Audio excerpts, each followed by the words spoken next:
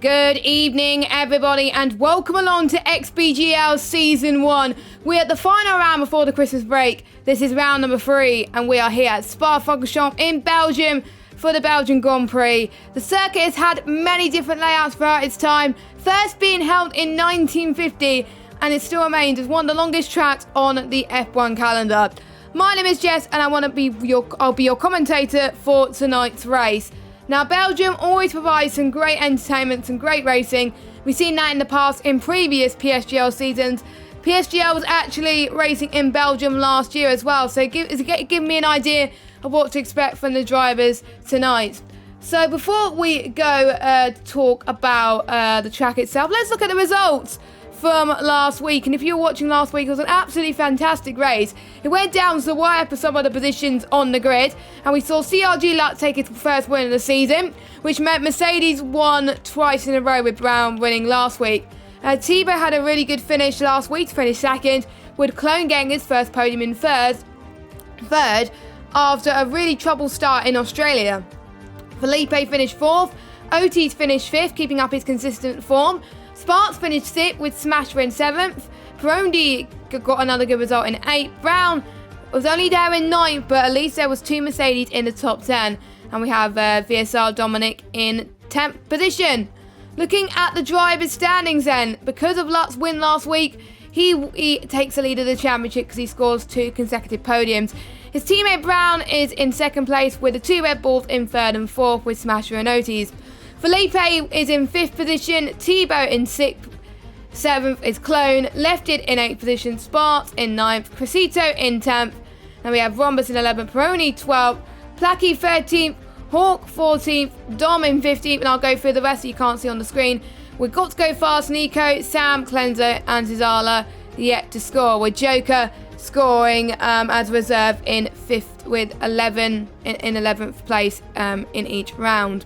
So, without further ado, let's take a look at this very beautiful track situated in the Ardennes Forest, which I feel is pretty good. It's 7 kilometers long, 19 turns, 10 to the left and 9 to the right, going through famous parts of the circuit.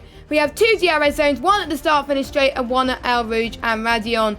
There's also other corners to look at today, Blanchemont and the bus stop chicane, and in particular the corners of No Name as well, something to watch out for too.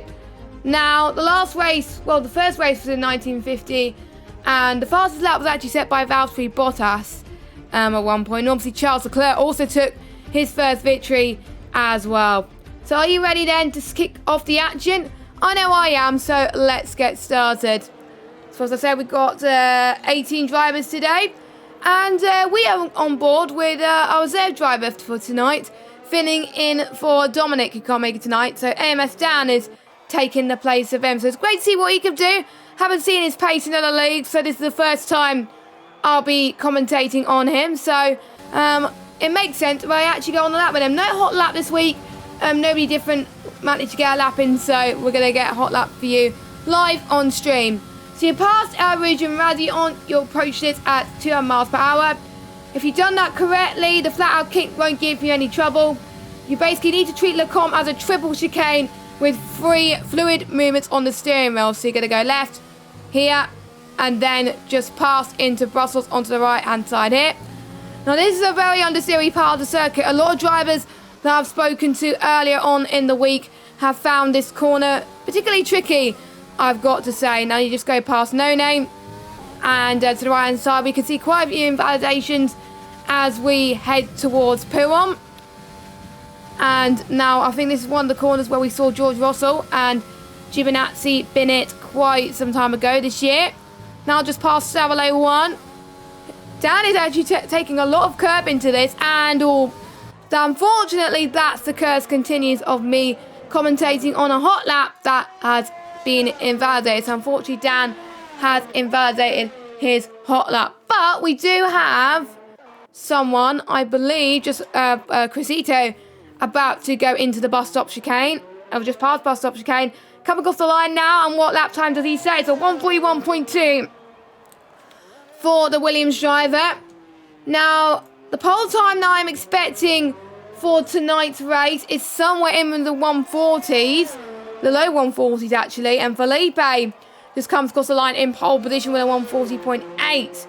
So Felipe has had some consistent form in the points. He got a P6 in Australia and a P4 in Great Britain.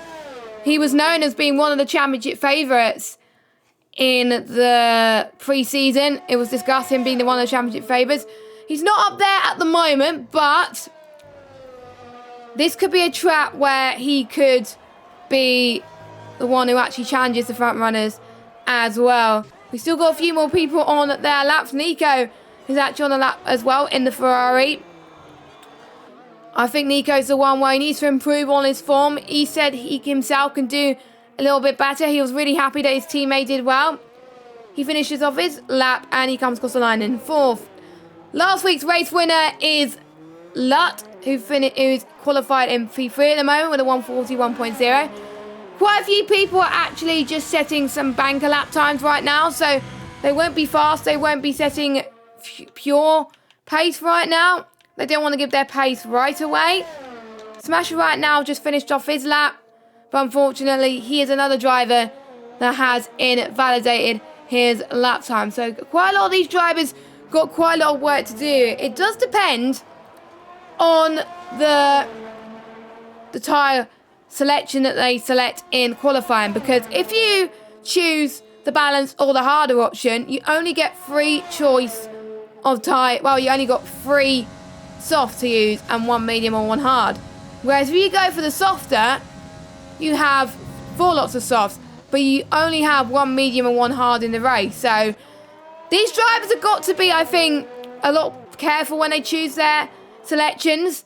If they know they're going to be confident that they're not going to get damaged and they're not going to pit again, then they can go for the softer option. But if they know that they could get involved in incidents, then maybe the balance or the harder would be the better option. Usually, I'm a person, if I race in Belgium, I usually tend to go for the balanced option, just so I have enough mediums and hards to go around if I have any sort of issue.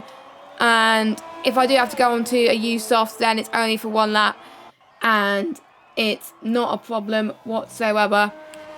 So Dave Rombus is on his out lap. I've got to say, a lot of people are taking it cautious towards El Rouge at the start of their banker laps, but I think they're going to push it a little bit more as they go on to their final laps, as Otis unfortunately invalidates again, so he's going to dive it in to the pit lane. Hopefully he does have enough soft left with 10 minutes to go of the qualifying session. Now, we did see the pace of what the F11 drivers were capable of as well, and there was quite a few instances there in lap 1. Hopefully we won't see any instances there tonight, but it is the top tier after all. But I was warned by some of the drivers that when they were doing practice, it just a few people were taking a few too many risks and mistakes. So I wonder, hopefully they will learn from their mistakes and won't make it in the actual race where it counts and where they can actually get some points here today.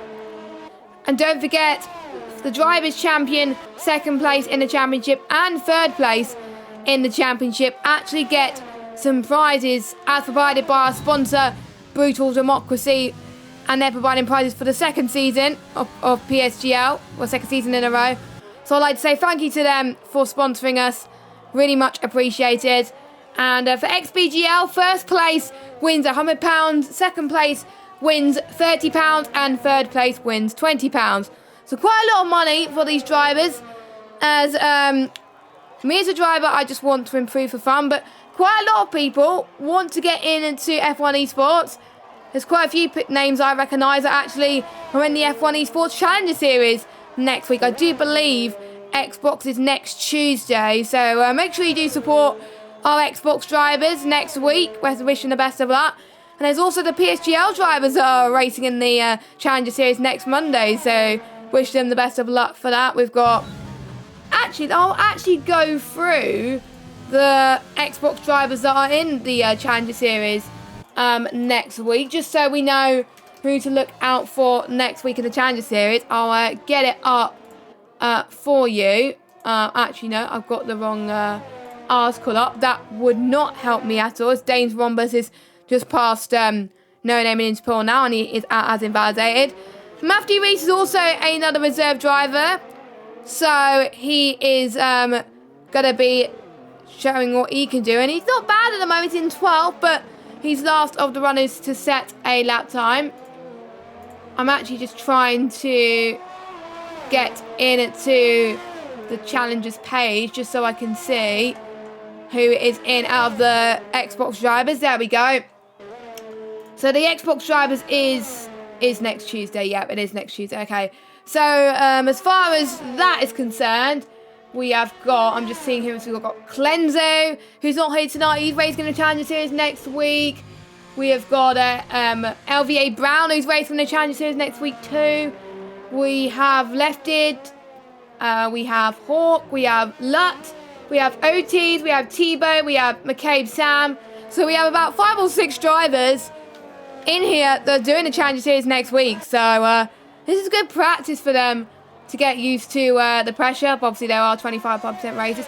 I don't think Belgium is actually round 6 in February. So, you know, time to get their laps in ready for this as well. So, you know, should be very, very intriguing to say the least. I wonder how Otis is doing just past the Camel Straight. And let's see how they take Lake Como this time and into Brussels, because that is where I've seen a lot of people getting caught out in terms of invalidations. Otis is purple sector 1, and just saying that, he's just invalidated. So, unfortunately, that was commentator's curse again at his finest. To be honest, guys, I don't think I should say anything, because that happened. So I do apologise, guys. I do apologise. But anyway. And I do have reports from the drivers that there are threats of rain in the race. So I'm actually going to check if it's for the whole race or if they're just joking or anything like that. So I'll just have a look at that. I'll just get the drivers to just to tell me. So I'll ask for rain for the whole race. It'll be actually interesting to see if there's rain for the whole race, because I saw a lot of people not using the means at all for their banker laps. Usually some people do, so that may give us a clue that it is wet, or it might just be a wet start to the race and it may be a wet straight. I do remember that the weather throwed a bit of a havoc in the mix in Britain, but it did dry out pretty quickly, so we might see what happened in Britain last week as well. So that should be interesting. I think I've taken the F2 curse from last season into Xbox this season, which I do apologise. So, thanks to one of the reserve drivers for saying it. So, I don't usually ask the drivers about the weather, but since they put it in the chat anyway, and I usually check Discord, I could not check. So, anyway, the 2/3 of the race are rain, and the last part of the race is dry. So yeah, the majority of the race is going to be rain. Now, I'm not going to ask if it's full wets or winters. I'm just going to leave that as a surprise. And that might mean some people may have compromised setups in their tank. They may not have a fully dry setup in their mitts, because it's obviously going to be really hard in the wet. It may be good towards the end of the race, but at the start of the race, it's not going to be as good. So they may have a mixture of a wet-dry setup, or they may just have a wet setup entirely. So we may not see times fully fast, but there may be people that haven't not checked the weather at all. So very, very intriguing. So we've still got 4 minutes left to go to the session, and 6 drivers not to stay lap time. That includes 2 of the Red Bull drivers, one of the reserve drivers down. We've got Dave Rombus as well. Lefted not staying a lap time, and Sam as well. So let's follow Sam. Hopefully Sam won't give us a curse in terms of lap time. Hopefully not anyway, because otherwise I would probably make myself a complete noob, as Sam goes purple in sector 2. So his lap time is looking very, very good at the moment. Hopefully it's not a bit of a glitch of in the game then, which I don't think it is. So he goes in towards the bus stop now, clipping that right apex and into the left. Here he comes then. The shortest run to the line. And it is going to be a 140.9, which just puts him into the 6th place. The last person into the 140s. The first person in the 141s is got to go fast in P7, but I know a lot of these drivers can improve on their lap time. What about Lefted? As I believe Lefted has just started his lap time. As it's not letting me go on board for some reason. There we go. He's just started his lap time. He's got a bit of traffic behind as well, which is can be quite frustrating. And it's quite hard around here to let people through, except if it's in the Camel Straight or through Blanchimont, I would say, as well. And potentially through Stabilo. But apart from that, you can't. So you just got to be aware of which drivers are on the lap and which drivers are not. So we'll have to wait and see. And it's getting quite overcast at the moment. It's not as clear as it was at the start of qualifying. So the temperatures will be quite colder than it is usually. But in some parts of the circuit, it's much clearer. So that's where they're probably going to gain a little bit more time as Rhombus starts on his flying lap right now. Don't forget, this is the last race before Christmas, before the Xbox drivers go for a 2-week break. And then we go to, I need to actually check where we are for after the race after Christmas. I should know, it's France after Christmas on the 7th of January. And actually that's my birthday on the 7th of January, so I will be commentating on my birthday.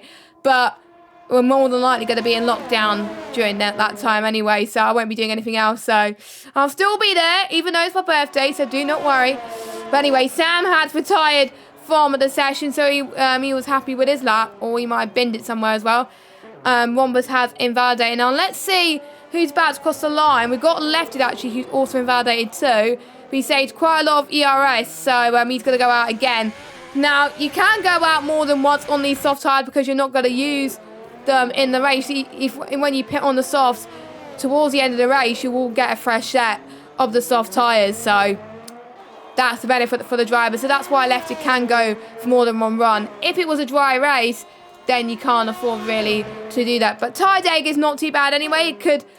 I think it lasts, as far as I'm aware, the softs can last up to around about 9 laps. And obviously with the race distance being 7 kilometres per lap, then 9 laps is quite a long time for these softs. So, now I think most of these drivers, when the rains dries up, they will be going onto the soft tyres, no matter what. So we're going to wait for the final few people the first people to set their final lap times. Quite a few people going through Blanchimont and slowing down, so hopefully they're actually going to make it in time. As we've got Crescito. They should be able to make it in time, but I think the people behind Crescito are going to be a bit worried as well that they're not going to get. So they do have time to slow down. Sparks actually comes across the line in second, so he's had a very good lap time as well. Felipe is on pole at the moment. So I think anyone potentially in the top 6 could get pole today as well. So let's see who else is to come across the line. We've got another reserve driver here tonight, Big Abdullah, who has just crossed the line in time to set his final lap. But I don't think he's going to set a final lap anyway. Then we got another Haas driver, and it's not Sparks as he has retired. It is the reserve driver, Matthew Rees, who has unfortunately invalidated his time. And I do see drops of rain in qualifying already at the end. So the ones who are already on the lap, coming towards the end of their lap, they're probably going to be lucky and set their laps quickly. But yeah, they are starting to get a lot slower. But it's better to set a lap than not really, to be honest with you. And Otis is slowing down. And he comes across the line in 15th position. Next we have the Mercedes of Brown. Where does he end up? In 7th. Then we have, I think it's a Renault driver. That is Days Rhombus. Looking still quite good in the crossover period. But unfortunately he has invalidated. And one of the only drivers not to set a lap time. Felipe, I believe, is slowing down. So we can't set a lap time. But we got a racing point as well. But we got Smash comes across the line. He can only manage 13th, but I think he improved, so I think. Not entirely sure. Then we have one of the Alfa Romeos. Left it, comes across the line in 3rd. So he managed to get a lap in quite comfortably. It is getting worse out there, so here comes Hawk. He can only manage 5th. He can't improve on his lap time. And I don't think anyone can improve on their lap time. So, a bit of an anticlimax to qualifying, which is a bit of a shame. But we'll see what has in store at the race. So, we do have another pole position. So, we've had 3 different pole positions. We've had Brown, who was on pole in the first race in Australia. And we had Lutt, who was on pole for the second race in Britain. And we had Felipe, who was on pole here. Now, I did say Felipe could do well here. It could be his time to shine. And statistically this season, if you get on pole, then you're more than likely going to win the race. So Felipe stands with a good chance, and especially when it's raining, it's going to be separating the men from the boys. And you really want to be having some clear air into turn 1 if it's full wet. So, you know. And Sparks getting his best result in P2. I can't remember what his best result was in qualifying beforehand. I might actually double check the previous streams to see where he actually qualified in Britain. I will have a bit of a look for that. I think it was P9. So yeah, he's that was his best qualifying by miles. So I think he got lucky. And actually, him and Left did actually set the same lap time. But the balls on this game, just like, obviously, I think it was Portugal in 97, where 3 people set the identical lap time, but it was the person who set the lap time first who gets it. So here you go. We've got Felipe in 1st, Spark 2nd, Lefted, then Lutt, Hawk, Nico, Brown, Peroni, and Sam then got to go fast. And then people outside the top 10, it doesn't matter about 3 tyres, because obviously they'll be starting on the Interstall the 4 wets. We've got Clone, Abdullah, Smasher, Crescito, Matthew Rees, Otis, Dan, and Days Rombus. 2 of the Red Bulls, not where they're used to be at the moment, but I think those were the drivers who got very unlucky in terms of the weather compounds that people were suffering in the race. So we're just looking at the strategies at the moment. And I'm looking outside my commentary box window and it's not raining. So I think a lot of the drivers, in particular the ones that were caught, that were probably caught out, the ones that were on 2 laps, used tyres, such as the 2 Alfa Romeo boys who did invalidate. They're probably thinking, hang on, it's not raining. Why am I on the soft tyres? Now they're going to hope that the rain comes very quickly. Or it might just be a lot of people telling fibs. Or it might just be rain on the second. I don't know. But I do see soft tyres in the garage and mediums as well. So that makes me a bit confused at the moment. So if it is a dry race, this is the strategy on your screen. Soft to mediums, it should last. They'll appear around lap 6 to 8 and then 14 to 16 laps on the medium tyres. Or some people, if they have a bit of an issue at the start of lap 1, then they will do soft to hard tyres. So yeah, still a bit confused. So let me go transition to the race then, to the formation lap. So check the tyres. Yeah, that still makes me a bit confused, because I was told by the drivers there's going to be a wet start to the race. So that might suggest that it is going to rain soon, very quickly. So we don't know. Or it might be a dry to wet race. Or it might be dry. That could spice things up a little bit. So anyway. So we got the top 10 on the softs.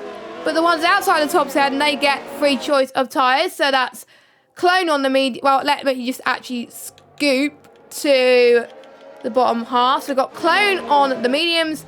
Big Abdullah on the softs. Smasher on the mediums. Crescito on the softs. Matthew Rees on the softs. Otis on the softs. Dan on the softs. And Dave Wombers on the softs. But at least the ones outside the top 10, they get free choice of tyres.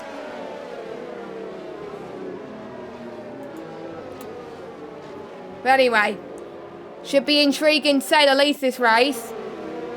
I want to see how the 2 alphas get on and the ones that were also on 2-lap olds. I think those were the only ones that were on 2-lap old softs when they set their fastest lap time, I believe.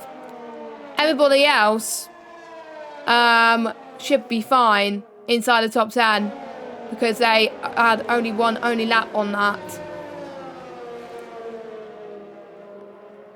And, do I see I might have saw a raindrop somewhere. I'm not quite entirely sure. It may be just me, my imagination. But yeah, it's getting dark quite quickly here. So some people, if the rain just comes down quick enough, they may need to pit in like lap 3 or lap 4. But let us know your predictions in chat. Do you think the rain is going to come sooner or later? We'll have to wait and see, of course. Now, obviously, like I said earlier, thanks to also our sponsors, Brutal Democracy, that are providing prizes to the top 3 of XPGL and also providing prizes to the top 3 of PSGL F1 and the first place winner of PSGL F2. So thank you very much to them as well for your continued support in the league as well. So we're just waiting for Rhombus to line up on his grid slot. This is the final race of 2020. These guys want to go out with a bang. If they get a good race here, then this is going to carry good momentum going into next year in 2021 for the remainder of the season. We've got a bit of a long hold, and I can't see the lights. So hopefully the lights will come quickly. There we go. 3 lights, 4 lights, 5 lights. And it is lights out, and away we go. And we've got a good start for Felipe up front. Also a good start from the Haas cars. They make it way through turn 1. Also a very good start from one of the Mercedes guys of Lud 2. But the most important thing, how are they going to manage the next couple of turns into Eau Rouge and Radion? That's where a couple of people have lost it. And already someone has lost it with Casito, I think, heading towards it. And already we got a racing point that's gone off. We've got to go fast. He's got damage there as well. Luckily, he saved it in the wall just in time for his race to carry on. But his left front wing doesn't look good at all. So we will have to pit for damage for that. But he can go on to a different set of tyres. And due to the threat of rain, it won't affect him too much. But we do have a VSC. It'll be interesting where Crescito went off. But I'm sure his teammate won't be very happy that his teammate was out, so it's only relying on him, but at least he doesn't have to worry about pit stops. Meanwhile, I didn't see this, but whilst this incident was happening, Sparks actually got the lead from Felipe, so Lut has been pressurising both these guys, and that was allowing Sparks to actually capitalise there as well, and take the lead, so he's leading the race, but Felipe's still looking quite good behind him, 5 tenths though. Left it as well, dropped a bit to 4th place. Now they can push on those tyres if they know that the rain's going to come sooner. We'll have to find out. Or they could go compromise mode. We'll have to find out. But we'll see if they go through Blanchimont now. A few people already out of DRS range, but we can look at Sam, who's looking very good towards Blanchimont. This is a very risky move before the bus drops the cane. I can tell you that. But I think Sam decides to stay behind for now at the moment. But you can see the McLaren of Cologne really want to try and send it up the inside. And I think he does it. But we got Hawk that's had a bit of an off. No, but it's the timing screen that had a bit of an off. I thought it was top that Hawk had a little bit of a spinneroonie. But there we go. But unfortunately, that is not him up down 10 minutes. Fortunately, it's him up to 4th, so that's good news for him. So hopefully the timings will sort itself out very, very soon. You can see the McLaren of Cologne going for a move once again. He's got OTs in his sight as well. But we'll have to find out, of course, what happens. But Cologne's already up to 10th on the mediums, warming up his tyres very well as well. Mediums are not known to be quite nice in the overcast conditions, so a big fair play to Smasher and Cologne for performing really well. Interestingly that the Red Bulls have gone for different strategies. Smasher on the mediums and Otis on the softs. Now, I think maybe both of them are trying to cover off each other, I don't know, but we can see Otis trying to go for a brilliant move into, I think it's Stabilo, I think. Yeah, nope. It is in Stabilo. Stabilo 1, actually. So Otis with a fantastic send up into P8 already, and he's already catching up to Sam in 7th place. Brown getting a good start as well. He started in 9th, I believe, and he's already up into 6th position. So the two Mercedes in charge. Well, in time for comeback, I've got to say. Right now, Felipe's already gained some time on Sparks at the moment. And here we go. There's the threat of rain that we were talking about. So that means the drivers are going to find it a little bit more trickier in the next few laps. When would it be the best time to pit? But you can see Lut having a great move on the inside, pushing off, I think, Felipe for good measure. But Lut up into P2 now. But it was a brave move. Harbour Fair racing from Lut and Felipe. Lutz now has got to find 4 temps on Sparks. This changeable condition is going to be separating the men from the boys now. Let's see what Lut can do. Lut goes for the send around the inside. Oh, he's cut the curb a little bit. That might allow Felipe to come back at him. But he almost had the move done. But I think the rain is making it a little bit more trickier on the soft compounded tyres. And I wonder... It is too early at the moment, but it's coming down thick and fast. And we do know it's meant to dry up at the end. Now, we got to go fast. He's gambling for the inches already. But we got Big Abdullah spinning into Pooh and No Name. So, well, no, not Pooh. We're not even in Pooh yet. But, yeah, got to go fast. He said, you know what? And he's gambled that perfectly. He's put, and it just said like that, DOS disabled. So... Shame he's 55 seconds down, but if he was higher up the grid, that would have been worked out very well. So I'm gutted that he had a few spins and incidents. But yeah, I agree, it is too wet for dryers, and the DRS disable sign has proven that. So everyone is going to come into the pits now. Now, I think the Alfa Romeos are going to get held up very quickly. But the Mercedes maybe not so much.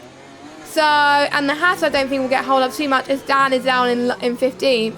So I think the Mercedes, the Alfa Romeos, and we do have a yellow flag as well. Probably people slowing down for the pits. We got Luz in. Left is going to wait behind his teammate. Felipe goes in. We just see Sparks goes in as well. And I think...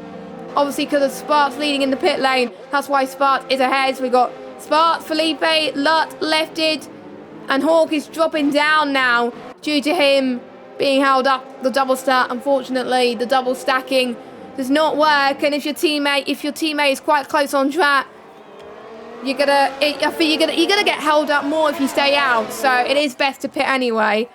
So, but. It could have been worse for Hawk. He's down in 7th, but you know he's got a lot of ground to make up, I gotta say. But I know he can do it. Unfortunately, the Alfa Romeos did not have a good race last week. Unfortunately, Lefted did disconnect last week, and Hawk. I think Hawk retired. Yeah, Hawk. It was a racer. He retired. Yeah, he did retire last week. So he is hoping for some better luck this week. Everybody's on the intermediate tyres now, and I wonder if it's going to get any wetter for the 4 wets. I think it might. It may make for an intriguing race, but quite a lot of people not using that much ERS, but because of the wet conditions, they don't use much ERS in the wet anyway, because it does save quite a lot. You can recharge quite a lot because you're braking a lot more and a lot earlier too. And we're just seeing from Felipe's telemetry, that is what he is doing. So, and then you can use the overtake quite a lot to try and catch up to Sparks in 3rd place. What is for Sparks ERS like? 43%. So Felipe's managing his ERS well. He knows that he can't use too much very quickly, because otherwise, when he tries to attack Sparks in 1st, he won't have enough to use. Now, obviously no DRS, they're going to rely on pure skill and slipstream to get past. Now, CRG Lut, that is someone that I was not expecting to spin. He's been caught in the bus stop chicane. That might have been a spin by himself. He doesn't like the wet conditions at all, as it seems, as he's dropped down into 6th position. that promotes Otis up into 5th. Now, don't forget, if I look at the position changes, Otis started all the way down in 16th, I would say, 16th place. And he's going to make another position up into 4th. So he's the king of position gains of this race so far. So Otis has had a dream start. And obviously, because a lot of people were caught up by the double stacking, Otis was the one to benefit from it. Obviously, they were a bit further apart, the Red Bull guys as well, I think. So, you know, Otis could be on for another podium position, and he is showing at the moment that consistency is key right now. And obviously, Sparks gained 1 position. Felipe dropped 1. Lefted to say where we are in 3rd. He's looking quite comfortable at the moment. He's 1.9 seconds behind Felipe. Lefted said to me earlier on that he was looking quite comfortable in Belgium, and he wants to have a good race, and he knows that he could possibly win this potentially as well. He's one of the 2 drivers that actually, there's quite a lot of drivers in this tier that have recently got signed up to a new team with Lefted and Hawk both getting signed up to the VSR team, Visceral Racing. So a big congratulations to them. And being in a new esports team can be quite tricky. Different adaptations, different setups potentially as well, different people helping you out as well. You know, it can be quite hard to adapt, but, you know, they've been chosen to be in part of teams for a reason. A lot of people are in esports teams, so unfortunately Clone had left the session. So hopefully someone could give Clone an invite or something like that. We'll have to, so I don't think I have Clone as an, and the last time I invited someone last week, my Xbox died, so I don't want to be in the same position this week. So as we did see Hawk going right to the back of Brown, so he's already making up for lost time. Hawk is another driver that's looking very, very good in the wet. You can't take full power in the wet around Rouge and Randy, and I've got to say, you have to lift quite a little bit and brake a little bit more as well. And you can see Smasher looking good on the back of Hawk as well. So very, very impressive for them. And don't forget, the top 10 do score points, and it's not 25 points here in XBGL. It is 16 points for the first place, 12 points for second, 10 place for third, 8 place for fourth, 6th place for 5th, 5th place for 6th, and then so on going to 1. I think I got it right.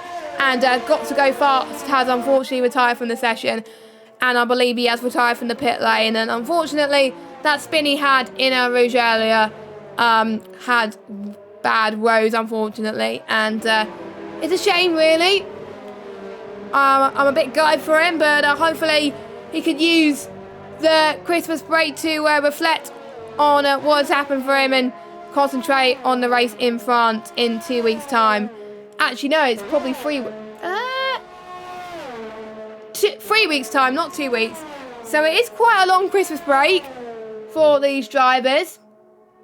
But I might have done my maths wrong. It's 2 to 3 weeks anyway that they have off.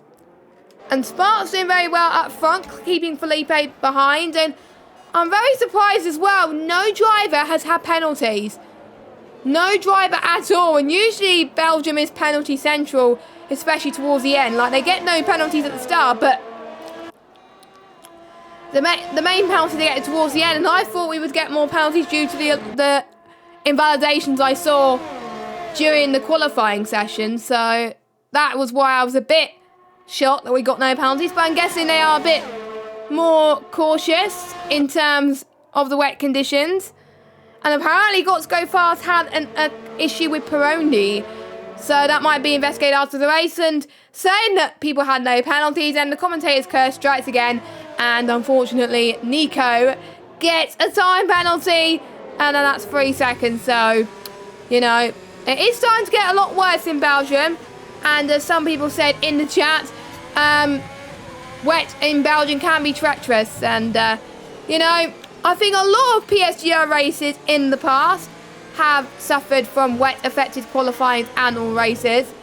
I was commentating on PSGL F2, where it was a wet-affected race, and I have a feeling it could see a wet-affected race next week.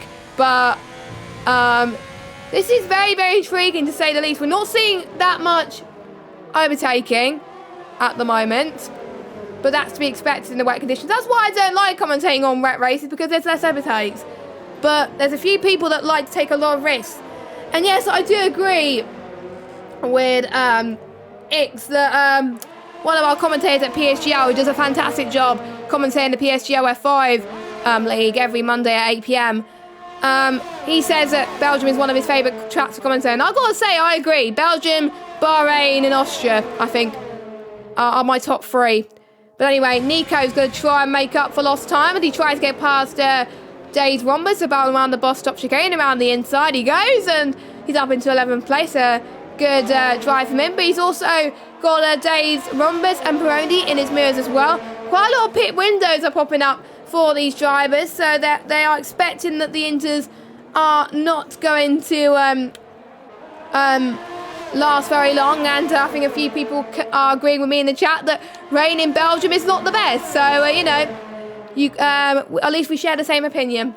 So we got another penalty from Hawk down in 8th position, but he's under pressure from Smasher in 9th. He's looking quite impressive at the moment, not where he quite wants to be, but he did say in one of the interviews in Australia that he's looking for consistency, looking for some points. He was hoping for more podiums though than he was expecting, but you know, he is there to have some fun. These are some quicker drivers that, you know, on a good day, most of these guys have been competing in the top leagues for years. And Smasher, I've commentated on quite a long time. I've commentated on him when he was using line, so he has developed as a driver from using line, I think, on F1 2019 to using no line at all, I think halfway into F1 2019. So it is hard, because obviously the XBGL league has completely no assist, so obviously some people had to adapt with the no line. I haven't actually asked the question, because I think quite a few people, it's their first time using no line, but I think a majority of people, they've used no line for quite a long time, so they're already used to it already. But nice to see a few drivers excelling at the moment. And we only had 2 retirements, and we got Clone. I don't think we can get an invite back from Clone. Oh my goodness!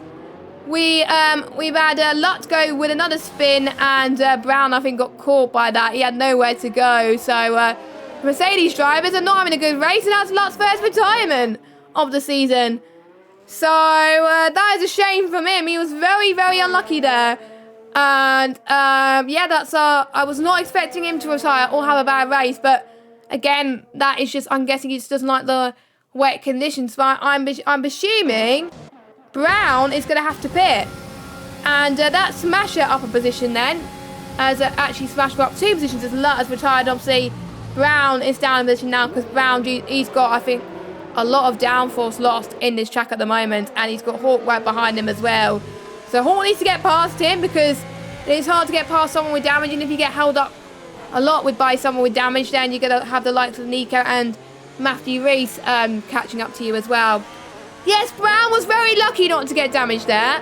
But that could have been a big controversy if one teammate accidentally takes out another teammate. But I can tell you that was an accident. That wasn't that was an accident. I don't think either of them meant it. So I think that they are still going to be all right after this. I'm sure both of these teammates of Brown and Lutz, because obviously I know they are good friends in the league racing world. So I know both of them didn't mean it. So it's all good.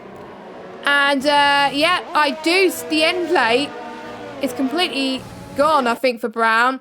So yeah, that's why he's losing so much time, and Brown will probably have to go into the pits due to that. That is a shame. That is gutting. Hopefully he carries on, because he could still challenge for fastest lap.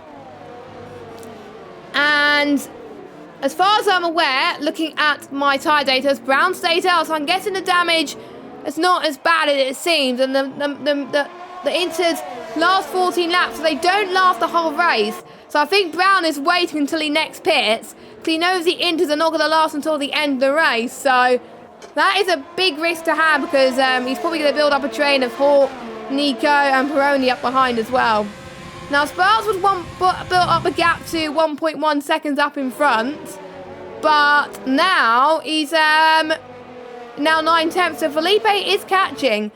Lefted though, however, is not catching up to Felipe, but at the moment he's probably quite happy in third. But he's got Otis in the Red Bull, who is chasing down every move. Obviously, Otis being the big star at the moment, gaining the most positions, but it is not over until the checker flag falls. And I think, yeah, Brown doesn't have any damage, I don't think. I thought I did see some end plate damage from Brown, but he was very, very lucky to get away with no damage there. So he is staying out. He's not going to lose that much time at all. I think he only lost about 2 seconds, I think, due to getting caught up with Lut. So, yeah, I think I'm glad that he didn't get any damage at all.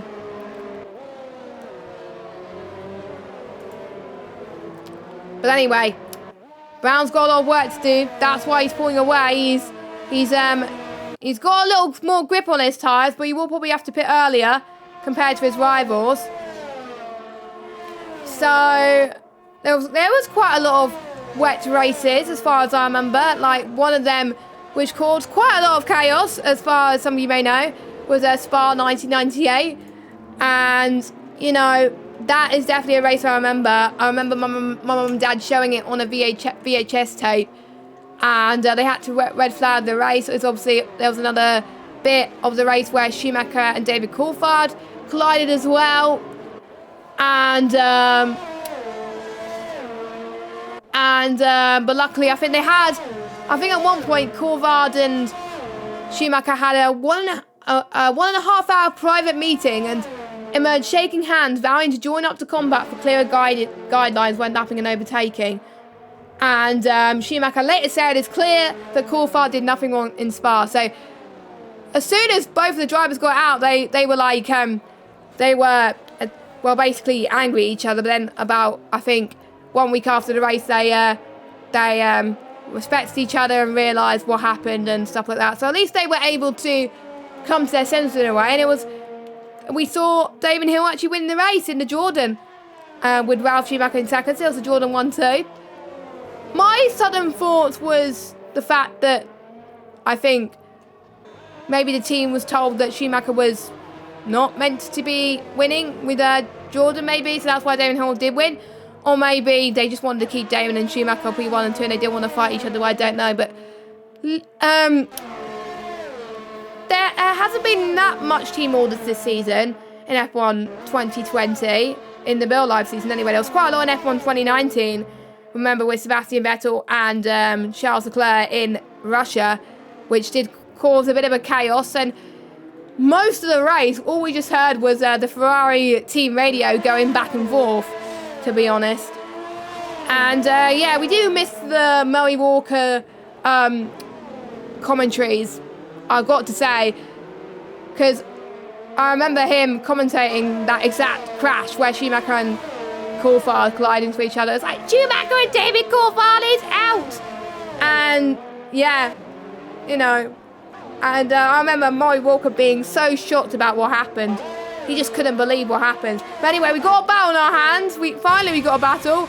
And so we got Otis and Lefted. Otis got past Lefted. So Lefted, I think, struggling for grip out there at this moment in time.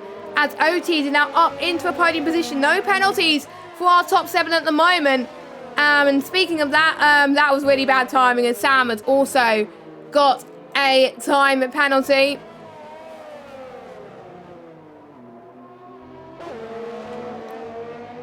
So I believe that's 3 seconds for him. Yeah, that is 3 seconds. All 3 drivers that got penalties are on 3 seconds. I wonder if any of the drivers have got any warnings at the moment.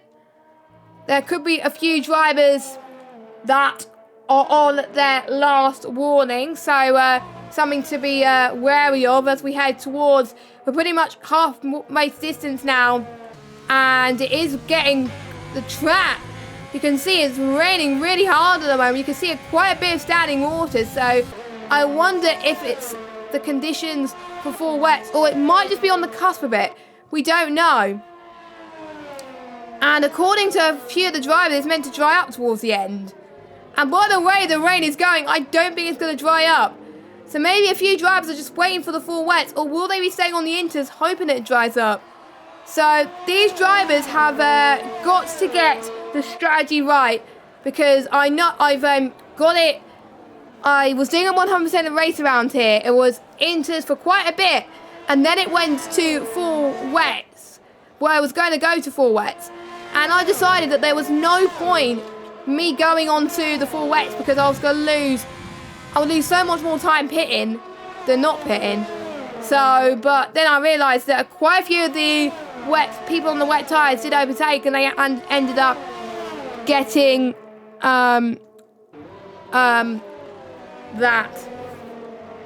So I think that's what some of the drivers have got to be faced with in terms of a decision. And I think that's what Dave Wombers is doing. He is on... No, he's not. He's on the inters. Okay. So he decided the full wets is not enough. So maybe the drivers may be seeing it a different way than I am.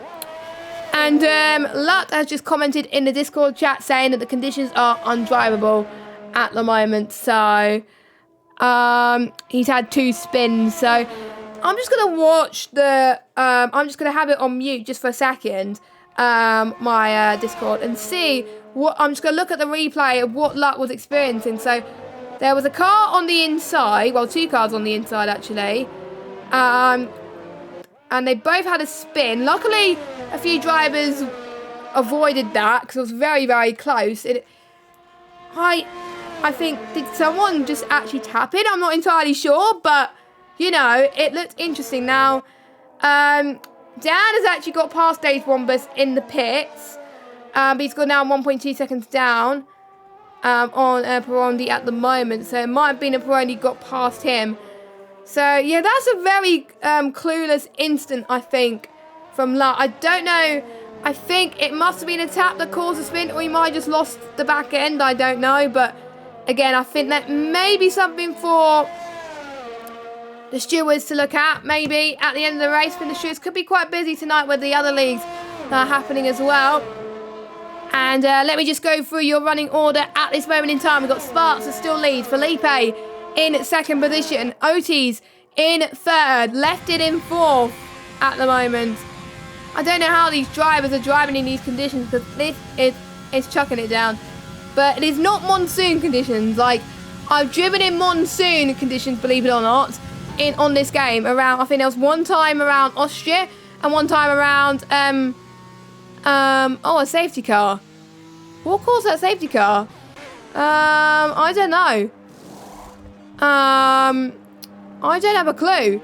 It might have just been someone bidding it, I'm not sure, but I did see Bigger Dula might have had a bit of a spin, and that is not good. Sam's in fifth, but he's going to drop down a lot, and Sam just says, you know what, I give up, which I don't blame him. But yeah, Sam has got a drive-through penalty for speeding under the safety car. And Big C is commenting in the chat saying he misses the DRS trains.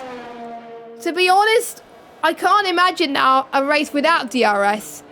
And I always wonder the first race with DRS. Let me just have a look actually. First race with DRS was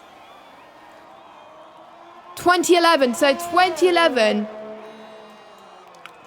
was the first race used with DRS. And it's down. I'm actually having a look. So and then there was regulation in 2013 stated that no item of the body may be adjustable by the driver during the race, with the exception of DRS. So they amended that regulation to fit that. So nobody, I think, from the top 10 is pitting except Otis and Lefted. Obviously, you can't serve your 5 second. Well, you can't serve a drive-through penalty in the safety car. You can. The only thing you can serve in safety cars is stock go. So, and I've learned that quite a lot. So Otis is still going to come out just ahead of Lefted, because obviously Lefted has pitted as well. So they're going to be on fresher tyres compared to their rivals. And the tyres for the top three, I don't think they're going to make it So the top 3 are risking it with a chocolate biscuit. Sam will have to pit anyway, but he won't be pitting for tyres. So he'll probably have to pit twice. But probably he's realised his mistake and he's probably given up because of it, which is a bit of a shame. But hopefully he has given up. Hasn't given up. And quite a few people have lost it due to the safety car period as well. Hawk as well has dropped down into an 11th position. Hawk has left the session. Unfortunately, I'm not gonna try and invite people because, again, like I said last week, the last time I tried inviting someone, my Xbox decided to time out. So I'm not going to do the same again. So hopefully someone can actually invite the drivers back in who have disconnected, maybe, because obviously it's a safety car. There is a great opportunity. So, but we'll see. So the ones that are pitted are as follows: Otis, Lefted, Smasher, Brown, Peroni, Nico, Reese, Dan, Hawk, Rhombus, and Adula. Everyone else has not pitted in the safety car. And it is going to take a while for the drivers, I think, to catch up to the safety car. So I think it'll be 1 or 2 more laps before the safety car comes in. So watch out for the safety car restart. This is I'm already going to predict that this is going to get absolutely mental towards the end. So hopefully these drivers are a bit more cautious. I think Sparks is not used to the safety car restart, starting on his own. And he's probably under a little bit more pressure because he wants to win. He was very close to getting a podium last week. He was having a really good battle with a few drivers, actually, which was talked about in the interviews. Otis in particular, we had a nice chat in the interview box about the battle. And, you know, it got tense. And he was still quite happy where he was to finish, because obviously he finished 4th in the first race, 5th in the second, and he's probably going to get 4th here as well, maybe 3rd, due to Sam's penalty and obviously for him serving his drive-through. Some other stars of the show at the moment: Felipe as well in 2nd, trying to chase that. Well, he's trying to be on the best possible chance for him to get past Sparks, obviously, with him leading the race. Can't remember where it was, but he did get a good launch off the line as well. Left it as well. Let me just actually look at the positions gained a minute as well. So I'll go through again. Sparks up 1, Sam up 6, but he's going to drop down a bit due to his drive-through, and then he will have to pit again. Otis up 12, Smasher up 7, Matthew Reese up 5, Dan up 6, and Dave's Rhombus up 5.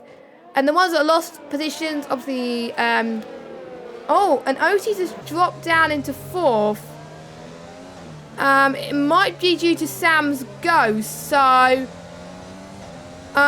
actually, no, he hasn't dropped down position. It was just me imagining things. He just lost it a little bit and he just went back, so that's fine. I thought it was just a safety car glitch. Hopefully there isn't any safety car glitches with any way, shape or form. Let us know in chat who you think is going to win this race, because anything can happen. You know, anything can potentially happen in the final few laps, you know. I think because everyone is so close, if you get a penalty, it's going to cost you not just 1 position, but a lot of positions in this race. And I don't think the safety car is coming in yet. So these guys will have to wait just a little bit longer for the safety car to reappear, as we did see Felipe and Sam having a bit of a battle there. You're not meant to have a battle underneath the safety car.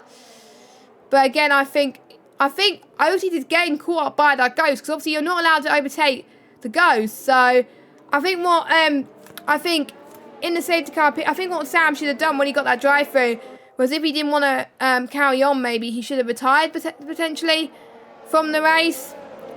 But because Ghost in the safety car with disconnections, it just gets very, very annoying, as Big Abdullah has a 5-second time penalty with a severe collision with Dazed Rhombus.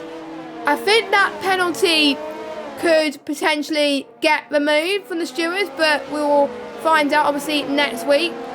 There was only one thing came from the stewards last week actually, but that was a warning, so there was no penalties given out from last week, so a good job by everybody. I think we're just waiting for the AI of Clone to catch up, and then we can get started racing again. Bring it on. This could be one. Grab your popcorn out, ladies and gentlemen, because this could go down really well, or this could be absolute chaos. And for those of you that just joined us, welcome. This is the final stages of XBGL, and we've got a safety car. Safety cars galore here. So this is only one safety car. I thought there would have been more safety cars.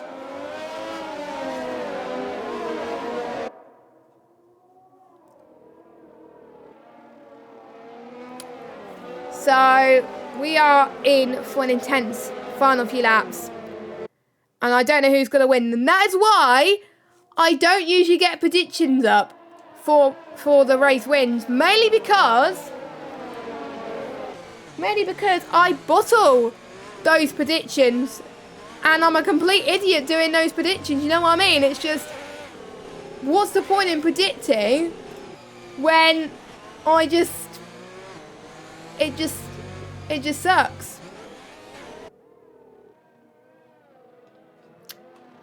And I believe the safety car is coming in. So Sparks now is the effective safety car. Now he's got to nail this. Because otherwise the likes of Felipe, OT's lefted, Smasher could take advantage of this. Everyone is just getting enough heat in the tyres, because obviously in safety car, especially if you pitted recently, your tyres are going to be cold. So we may see a few spins if the drivers haven't warmed up their tyres as much. We're going to have to wait and see. And it's very important in the safety car period as well, as Dad's got time penalty. If you start to speed up, you can't slow down. And Sparks has decided to floor it quite early on, actually. So here we go then. We are about to go green flag racing in Spa. Sparks got a really good restart, but Otis is going to get third by default due to sound getting disconnected. And so it's lefted. I think everyone's going to move up a place due to that. So brilliant start for Otis. Brilliant start from lefted as well. Great start from Sparks as well. I think Felipe's got caught a little bit off guard as well. So he's going to find it very, very tricky to overtake. But I do see a glimpse of blue sky coming up very, very soon. So, and a little bit less rain than normal. So it may start to dry up pretty soon. But it may not be enough for them to go onto the slick tyres. We do not know. But it's still raining, as you can see at the moment.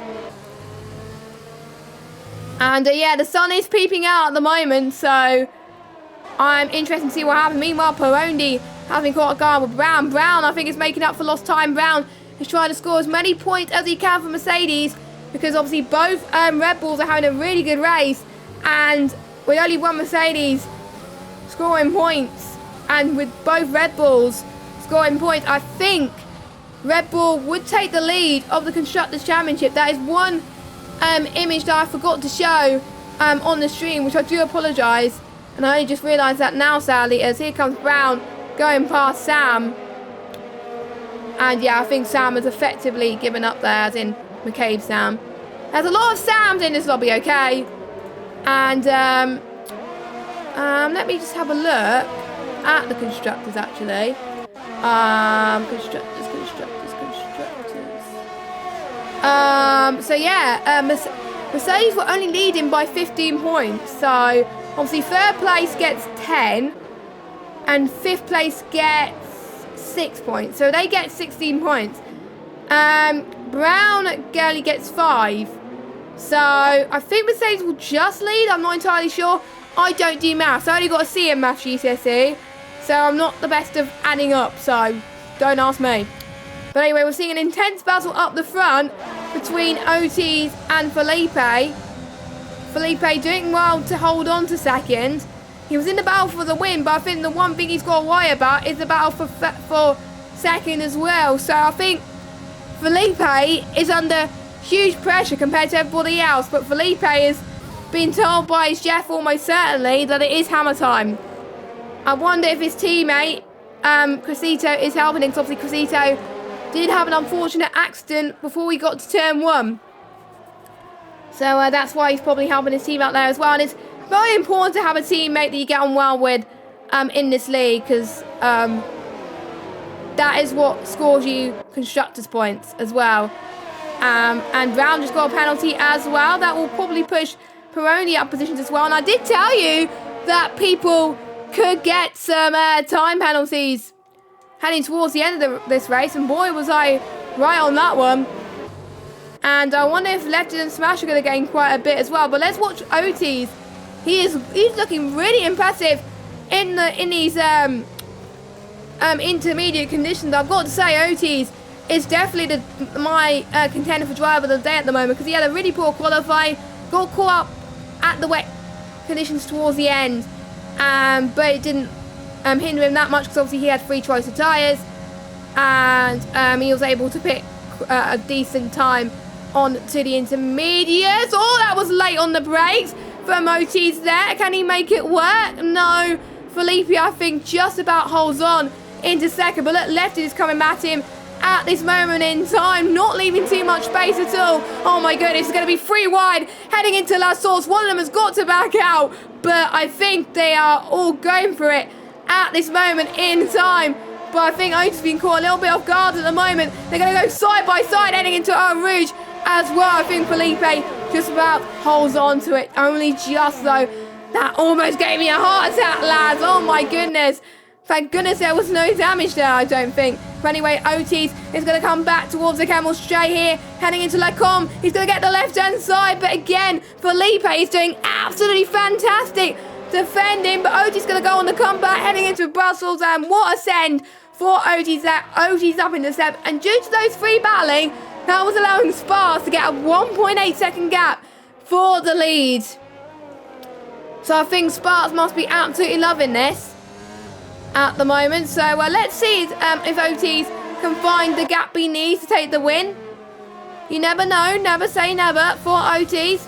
Felipe can still get second place, but he's 1.5 seconds behind Otis now, so you can already see Otis' pace is a lot quicker than Felipe's.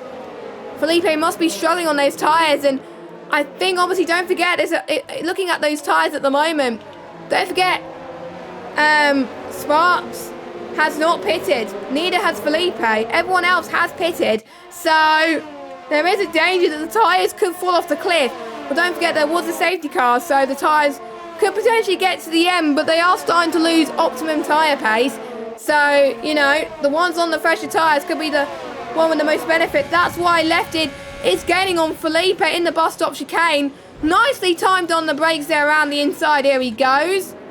And he gets 3rd place. Absolutely brilliant job from the Alfa Romeo driver. He's definitely having better luck than last week. I think Belgium is his home at the moment. Meanwhile, we got Brown on to Felipe too. So Felipe, I think, has got to get a move on. Obviously for him, for Felipe, it's too late for him to pit. But we also got a battle for the race VIN to come up with him at the moment. But let's watch Brown on Felipe first, because that is the closest battle on track at this stage. Felipe is still getting on Lefted though, so it is far from over for Felipe. Lefted not giving any slipstream to Felipe at all, so that's very interesting for him. Obviously the visibility is very, very tricky in these wet conditions. And I've got to say, some great performances from everyone. And meanwhile, Nico, I think, was trying to get a move. Just look at that train from Felipe, Brown, Smasher, Perondi and Nico all the way down into 8th position. And obviously the ones from 8th downwards have got penalties, so Brown's also got a penalty. So Felipe, if Felipe does not get any penalties, he's going to remain in 4th position. And I did say potentially getting a good qualifying position could help you in this race. Sparks getting in 2nd place did help him, I think. Because usually if you start second in Belgium, it's usually better than starting first. So anyway, Smasher, OT's teammate, is having a good run on Brown. And don't forget, Smasher potentially could get the lead of the championship with Red Bull. So let's see what Smash could do. Could he be late on the brakes here? Like Lefty did, because obviously Lefty did a really great move on the bus stop chicane, which I thought was really, really good because he timed it very well. But obviously Smasher playing it safe at the moment. Felipe struggling once again, but meanwhile it is game time for the battle of the win. OT is just 3 tenths now behind Sparks. This is going to be absolutely intense now. It's going to be tense for both drivers involved. OT's had to lift off a little bit there. What is OT's DRS? 19, 12. So they're both quite even at the moment. Sparks defending really well actually. But here comes OT's to the left-hand side into Legcom. Searching wheels there. Oh, it's going to be very, very intense, but I think OT's just about holds on. Led is also catching up to this battle as well. Let's see what OT's can do, and DRS has been enabled, so that it is dry. So I wonder what's going to happen here, but Otis goes for a brilliant move into the corner of no name. So Otis takes the lead of this Grand Prix. Sparks has been in the lead pretty much since the middle of lap 1. But I think his tyres are just about cut it. I wonder if Left is going to catch up as well. I don't know. I think Sparks has just done enough to get second place. Just. So it hasn't stopped raining, but the DRS sign has been enabled. Obviously, it's too late to go onto the softs. And the Sparks has got to do a move and a half to get past Otis, but he's got to defend for his life if he wants to defend from Lefted. Otis is already getting a good gap onto Sparks. Let's see what Lefted could do. This is very, very important. Could he do a move that he did into the bus stop? He's going to try for it. Oh, that was very brave there. But anyway, we're going to go on board with Otis. He's going to come across the line. He takes the win in Belgium at the third different win of the season. Who's going to get second? And it's Sparks. Only just though. Smash comes across the line in fourth. Brilliant result for him. Peroni in fifth after penalties. Brown in sixth. And a bravo take a bow, Matthew Reese. He's not getting many penalties either. That pushed him up into P7. What a fantastic debut for him. I'm sure the team will be very, very pleased with him. I'm sure we'll be happy as well. Nico has a good result in 8th, and due to Felipe's, I think Felipe must have had a spin because he's dropped down into 8th. So I wonder if he had penalties on the final lap, but I don't know. But it did seem to dry up pretty quickly. I'm not entirely sure, but I've got to say, a fantastic move from Otis to take the win. And he does get my Driver of the Day vote, and he does get it in-game as well. And I'm sure he definitely wants to have an interview after that race. He saved the tyres when it counted. He pitted when it counted. I think the ones that did pit in the safety car period were the ones that benefited from it. But Sparks did a great job holding off against Lefted to get second place, to get his best result of the season as well. So I think the people in the top 3 definitely deserve to be there. All 3 of them drove a great race. Lefted with some great moves as well. I mean, it was just a good race, all in all. So let's go for your results. Otis wins from Sparks in second. Lefted in third, Smasher 4th, Peroni 5th, Brown 6th, Matthew E 7th, Nico 8th, Felipe 9th, Dace Wombus in 10th getting the final point. And I don't think nobody gets the fastest lap point, I don't think. That is CLG Lutt who has retired. So there we go. So the ones outside the top 10 that finish, Hawk and Dan, and your non-finishers are Clone, Sam, Bigadula, Lutt, Got to Go Fast, and Crescito. So, yeah, that has been the Belgian Grand Prix. I would like to know what happened to Felipe, actually. Did Felipe get penalties? Let me have a look. No, so he must have had a spin somehow. So I'm going to join the commentary box and going to try and get the top 3 for an interview. I know I'm almost certain that Otis and Sparks would want an interview. I wonder if Lefted will as well. So I'm going to ask them. So give me a second, guys.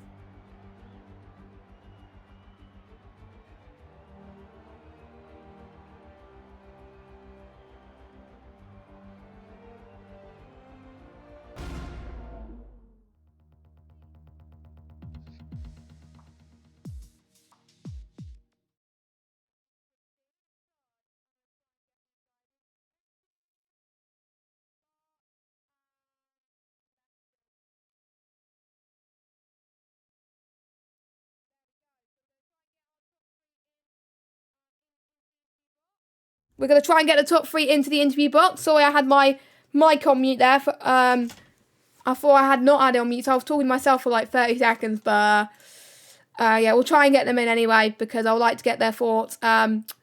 And it looks like the top 3, I think all of them would like to be interviewed, I think. Let's hope you can get Otis in as well because I think Otis might be in shock with that win because he probably was not expecting it after the miserable qualifying. So we'll start with our winner then, shall we? Why not? We'll start with our winner. So probably a familiar face to the interview. And actually, before I drag Otis, I need to actually remember to unmute Discord, which I have. So that's good news. So let's get these drivers in, shall we? So let's get Otis first. So this is the first time actually where we got all 3 in this interview box. So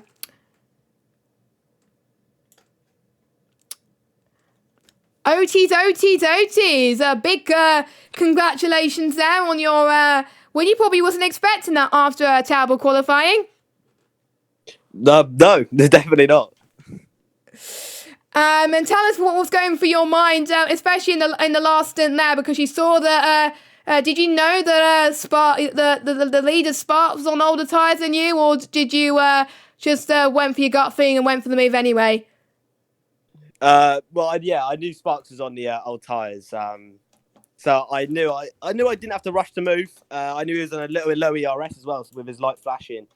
I was tempted just to console for a second because obviously I did come from P16, which is a mega drive, but I just thought I'd just go for it and GG Sparks into the right hander, and I managed to get it. So yeah, I just wanted to win in the end. Were you shocked as well because people were saying that it was going to rain at the start of the race? Did you did that worry you when you saw the rain at the end of qualifying with your lap, which probably compromised you, but then you saw that there was dry at the start of the race? Did that help you a little bit or hinder you? It probably hindered me a bit, obviously, because I did qualify 16th. Spoiled every lap, but I got a good start. At least I got a good start, which fully did my race. But yeah, it definitely hindered me because I wanted the rain. I was hoping the rain would come about halfway through, so I could actually have a chance of pushing on my new softs, and maybe a few of them having to pit before the rain. But no, the rain came too early. Yeah, it did. I think I was expecting to come early anyway, but I know a few of the drivers, I think a few of you were not sure when it was going to come because you know how Cody's are a bit unpredictable in terms of the weather slots as well. So that makes it your 3rd race in a row where you've been in the top 5 as well, and another race where both you and Smasher score consistently in the points there as well. So you must be feeling very happy that Red Bull are doing well in the constructors because Mercedes weren't up there today, unfortunately. Yeah, definitely. Obviously, me and Smasher, obviously, good friends. We work well together in a team. So I knew it'd be a good season with him, and as it's going perfectly right now, obviously the Mercedes are a very strong team. But today we did everything perfectly. After Lutt ran out and Brown got a penalty, we did everything perfectly, scoring maximum. Well, to be fair, from where we started, that is maximum points for us. It's a great race from both of us. Yeah, and what was you thinking when you crossed the line and won the race? Did you scream or did you just felt like thank God it's over?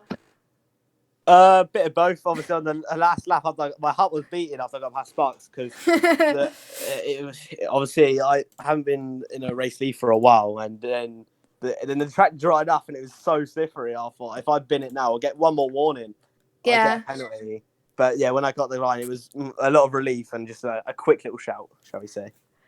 Yes, and going into you got a couple of weeks off before the first race back in January. We head to France as the first race of 2021. You feeling confident about that, or are you just a bit worried about the track and got to do more practice? Well, if you asked me this about a month ago, I would say I would be very, very worried for it. But after TSRL that I did a little not too long ago for it, I actually did come out of the win. Obviously, it was a bit of help with the safety car, but my pace was actually much better than I expected. So yeah, I'm definitely looking forward to it. As I'm definitely gained a lot of points in the championship to my rivals. So I'm really happy going into the second half of the season. And obviously you got the Challenger Series next Tuesday as well. I'd like to wish you the best of luck for that. A lot of XBGL drivers are also racing in that. Any drivers you in mind in XBGL that you're probably gonna keep an eye on next Tuesday in the first 2 races? Yeah, obviously, the Challenge Series is going to be very hard, and you got people like Pinecone, and obviously you got Brown and Lutt. They're going to be so quick. So I've got to start practicing and try and make sure I'm kind of close to them, shall we say? Just do the best I can. Yeah, I'd like to wish you the best of luck for that next Tuesday, and to all the other drivers that are racing in that as well. And we finished talking with you. We may as well talk to our second place man, Sparts. Jack, you probably weren't expecting to be that in position either. Started P2. You had a really good start, and also you took the lead. Pretty much led the whole race up until the very end. How did that race go for you? Were you expecting to be that position this weekend? Sparks, can you hear me? I don't think Sparks can hear me. Jack can hear me, because I think he's probably talking and he can't be heard. So I didn't. No, sorry. Are you here? Did you hear my question, or shall I repeat it again? Can you repeat again, please? Sorry. Yeah, so you started off P2. You got the lead in the first lap. Pretty much led every lap apart from the halfway into the final lap. Tell me what was going through your head on the last lap when you were battling with OTs, because you were on all the tyres, obviously. And were you expecting to be in a position where you were fighting for the win? Well, practice, I didn't feel too confident. Not you. Oh, I think we lost him again. I think we lost Jack again. Apologies. So we'll just give it a few more seconds, and then if we can't get him, then we'll try and get. Very happy with that, to be honest. I think you got cut out there a little bit, unfortunately. So can you just say that again? Sorry. Pretty much didn't have much confidence going into practice because I'm not particularly good at Spa, but I messed up my qualifying in the middle sector and probably bottled the chance of going for pole. But P2 is. Yeah, I think we've lost you. I think we lost you. So I think we're gonna probably try and get third place man in. I think. Yeah, I'm gonna message him saying we lost you. I don't know what is happening. I got it, and then Yeah, I think you cut off again, Jack. So I do apologise. So while she fixes that, I'll get third place man in, because he's been waiting very patiently there. And Lefted, you were performing really well in this race. You did some good battles towards the end. Probably one of the moves of the stream there. Were you happy with the podium? Yeah, I was. Definitely the best I've driven in the rain on this game so far. So I had low enough expectations when I saw the weather. So I'll take the podium. Yes, because it must have been hard when you were going into the crossover period as well, and you saw. Obviously, you kind of knew what to do because you saw other people pitting as well. But you talk us about the double. Obviously, the double stacking didn't go as well on this game, unfortunately. But tell us, was it your plan to pit at the same time, or did you have to? Because otherwise, Hawk would have lost a bit of time. We had to. If HX4K would have stayed out another lap, he would have lost probably 20 seconds. So It's losing a shame. 10 in the pits was worth it. Something that I wish Cody should bring in, to be honest, to the game is double stacking, but it will probably never happen as well. So you were pretty much in a similar position pretty much the whole of the race. And then obviously when the safety car came out, did that change your strategy a little bit more about pitting? Or was that a relief when the safety car came out because you knew you could go on fresher tyres? Not really, because I was planning on pitting anyway because the gap behind was fairly big. It wasn't quite a pit stop, but we would have been able to pit, put on a fresh set, and would have gotten P4 at the minimum. Yeah. But then when I saw the top 2 stay out, I thought it was a very good chance for a good result because we had me and Zach basically had a free pit stop. Yeah, pretty good as well. And tell us what was going through your mind as well going into the final few laps, because there was a few times where you caught me off guard. That you were late on the brakes at one point. You went for a superb move in the bus stop. You must be liking moves going into that bus stop chicane, because pretty much all of them worked out really well for you. Yeah, well, I knew the 2 that stayed out would have had to brake a bit earlier just because of lack of grip.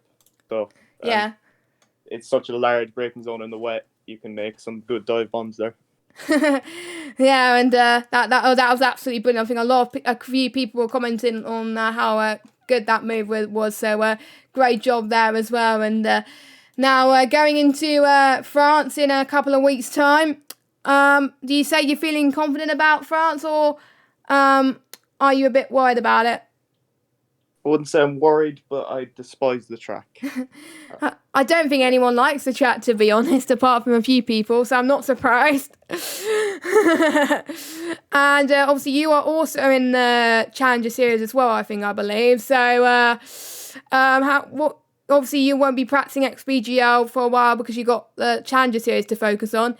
What's your expectations on that? Because obviously you've got a lot of XBGL drivers in there as well.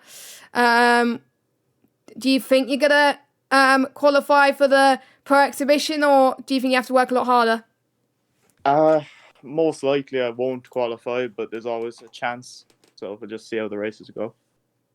Yeah, we'll have to wait and see. And hopefully we can get Sparks back in the session. Fingers crossed. Hopefully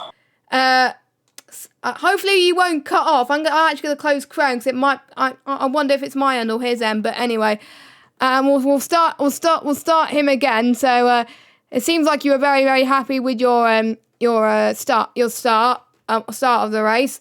The final few laps must have been intense for you as well. What was your decision not to pit under the safety car? I've just plugged in the mic, so hopefully it's okay. But pretty much my intention from when we went to the Inters was I'm not going to pit. I want to stay out for the entire race because I felt like I was good at tyre saving around this track. I did a lot of race practice for this one. And, I wanted to stay out, but I never expected everybody else to pit. And then as soon as I realised everybody pit, I knew this was going to be a very tough race. And going on to the restart, I believe Lefted, Felipe, and Oxters had a massive battle at turn 1, and I had a 2-second lead, and I had a glimpse of hope, but Oxters, with how quick he is in the wet on this game, and with the grip he had, he was just too quick at the end. But I tried everything I could.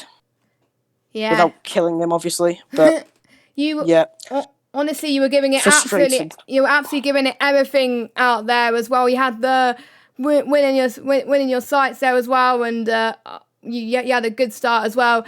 Does it make you even hungrier in France to go for the win after your good performance in Belgium? France is one of my stronger tracks on the game. Yeah. So I'm really hoping to try and go for the win once again.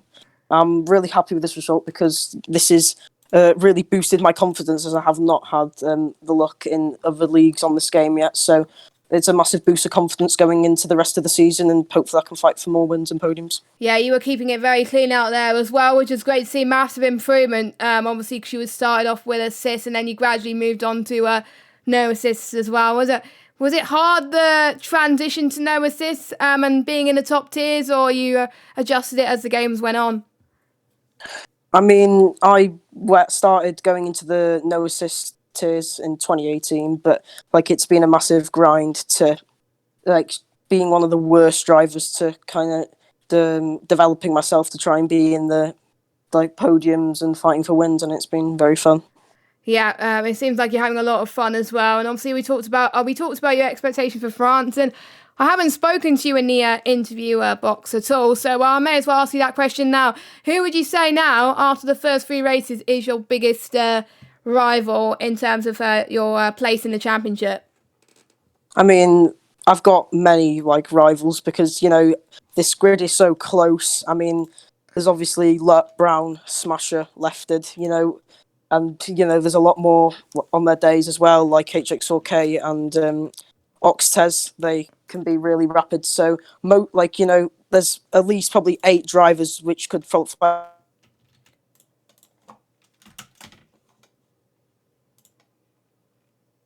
Oh, have we? I think he cut off again. And that was going to be the last question I was going to ask him anyway. We'll see if we can get him back.